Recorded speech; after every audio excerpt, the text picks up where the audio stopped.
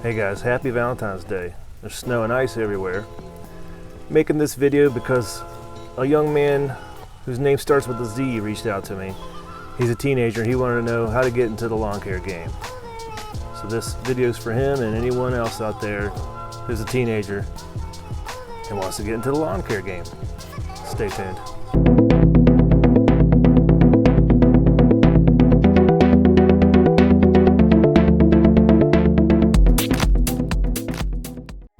That's right, family gathers here, and that includes teenagers in the green industry family. So, got my toddler in here. You might be hearing him in the background chiming in from time to time, just like that. So, let's talk about teenagers. And when I say teenagers, I'm thinking anywhere from 13 to 17, because once you're 18 you're technically considered and legally considered a man or a woman. So let's focus on the 13 to 17 year olds. I'm just going to assume that this hypothetical teenager doesn't have a vehicle, doesn't have a car or truck. So let's start from there. Let's start at ground zero.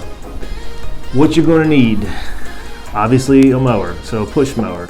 You can use the family mower. Hopefully you have one. If not, ask family and friends if anybody knows about a lawnmower, because you're looking at getting into mowing yards to make some money. Check Craigslist, check the Facebook Marketplace, yard sales. If you can't afford it, go buy a new one. The key is make sure that yours has a good motor, oil has been changed, carburetor's working well, and the blades are sharp. Now, when I first started out, I didn't have a string trimmer, but that was in the 80s, and not a whole lot of people were doing it back then anyway. But these days, it's pretty much standard operating equipment. You need a good string trimmer, and I would say I would rather put more money into the string trimmer than into the mower. That might sound crazy to some people, but mowers come and go. I've had probably 6 different riding mowers, and that includes stand-ons, your ride-on garden tractor type lawn mowers, your zero turns. Also have had countless push mowers. So mowers come and go. I still have the same old tried and true Husqvarna string trimmers. Man, I think I have 6 now. At one point I had 7 or 8. But they last, and they're cheap, and they're durable. It's the Husqvarna 128 LD, and I think it's made specifically for Lowe's.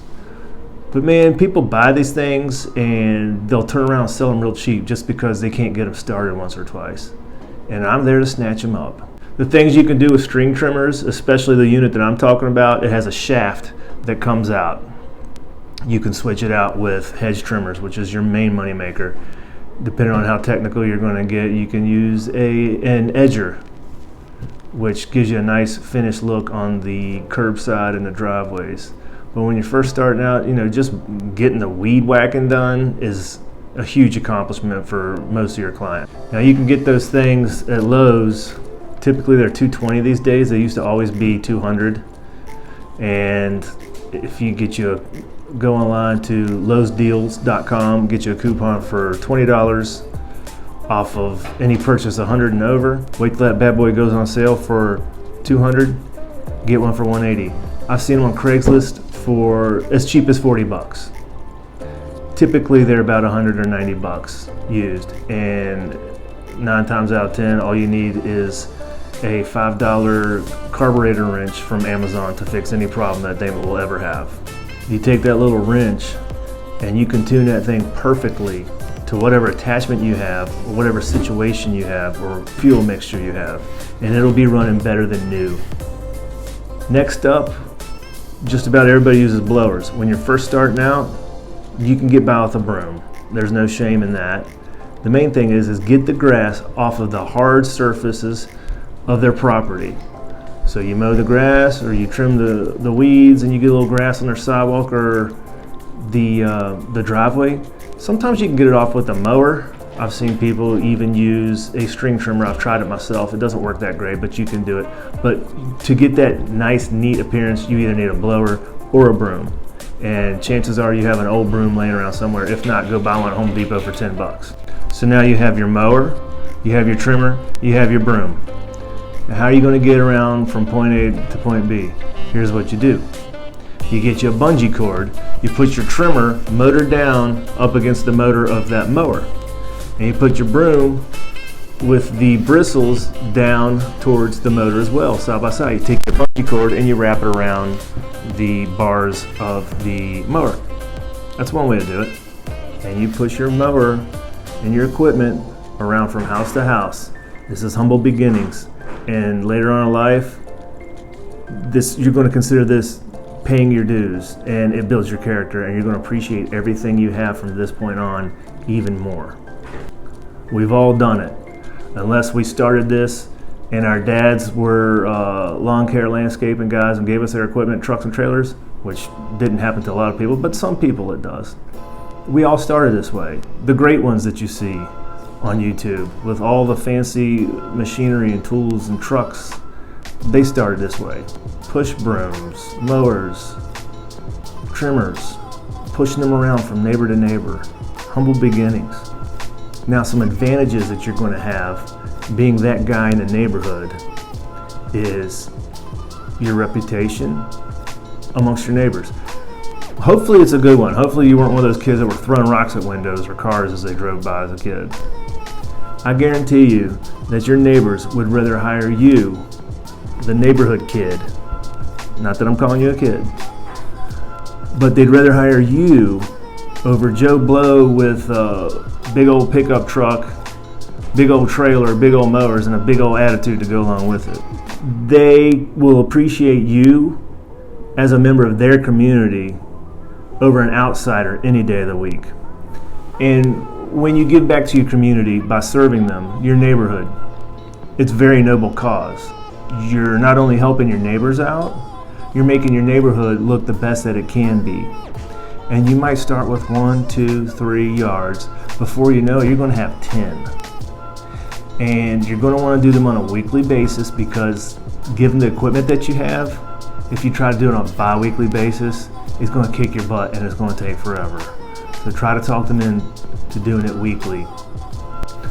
A great thing about being secluded to your neighborhood is it forces you to develop the best tactic in lawn care today, and that is route density.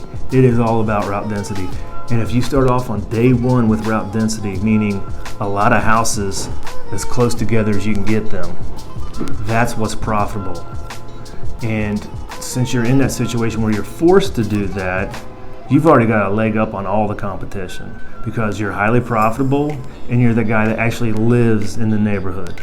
You'd be surprised what some of your clients are going to end up doing for you, whether it's giving you a tip, some extra money, giving you equipment like their old mowers that they don't use anymore because their hip is bad or their knees have been replaced, or giving you that old weed whacker that they just can't get started. Or who knows, they might end up giving you a car or truck that they don't need or want anymore just because they like you. So you having this bond and this relation with your neighbors can pay off big down the road. Despite what you may be lacking in equipment, what you have inside is worth more than anything. If you're dependable, if you have integrity, they can trust you with their belongings out in the yard, and you're not going to run off with it, or you're not going to damage their property, whether it's intentionally or unintentionally. You show up when you say you're going to show up. You communicate when you can't show up. You're always respectful, saying yes sir and yes ma'am. I don't care what age you are, you need to say that to people. I'm 50 and I say it to my clients that are in their early 30s. Yes sir, yes ma'am. I mean, I was out doing all kinds of crazy stuff before they were even born, but I had the wherewithal to know that I need to treat them with respect. I don't know if I made this saying up or if I heard it somewhere and made myself think that I made it up, but it goes something like this.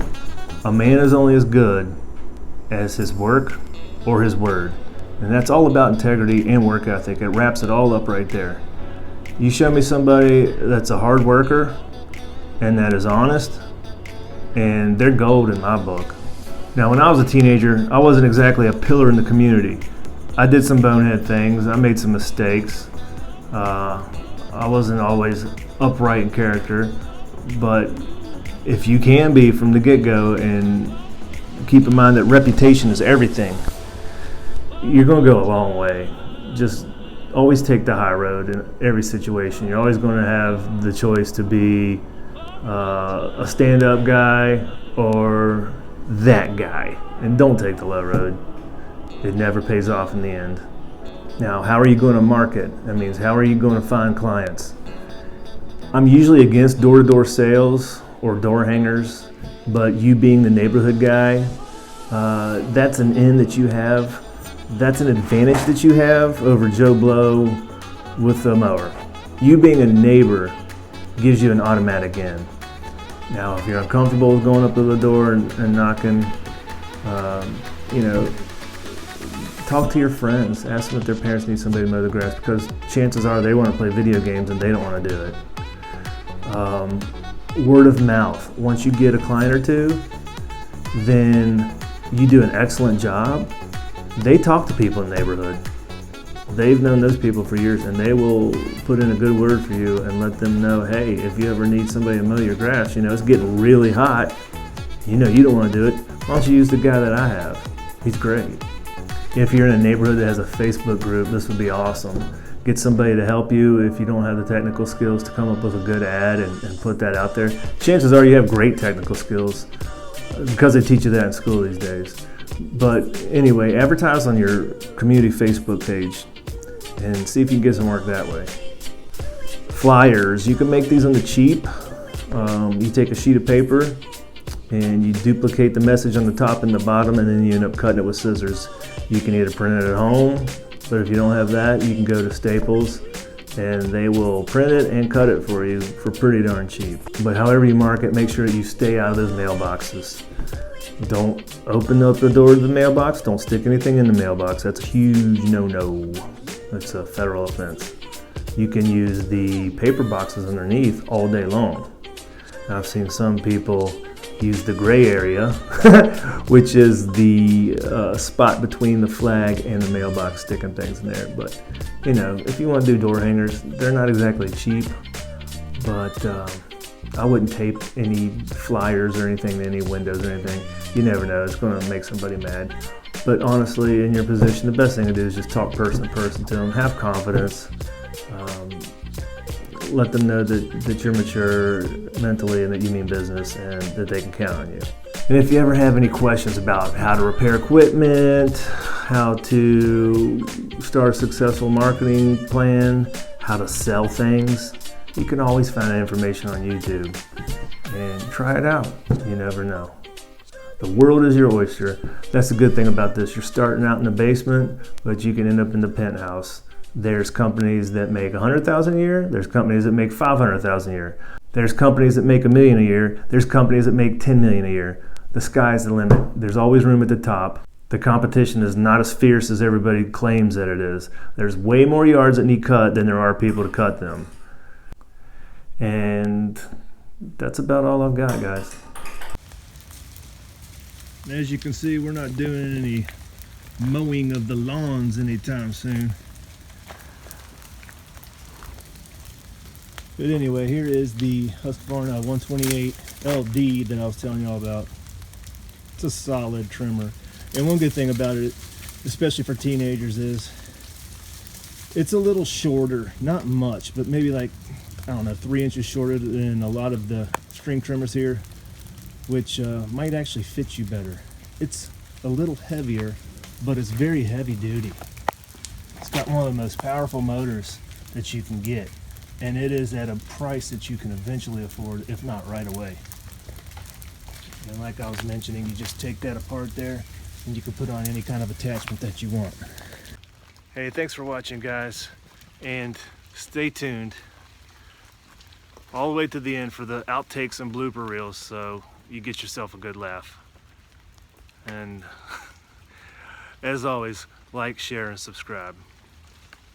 See you next time. Catnap. Baby.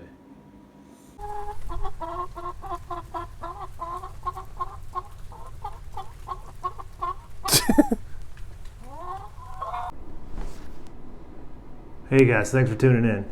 And Luke, hey guys, and happy Valentine's Day. As you can see, it's snow and ice everywhere. I'm going to crank out a quick video to all of the teenagers who are looking to get into the game. And to the dogs. Hush! And you push your... Now, when I was a teenager, I wasn't exactly a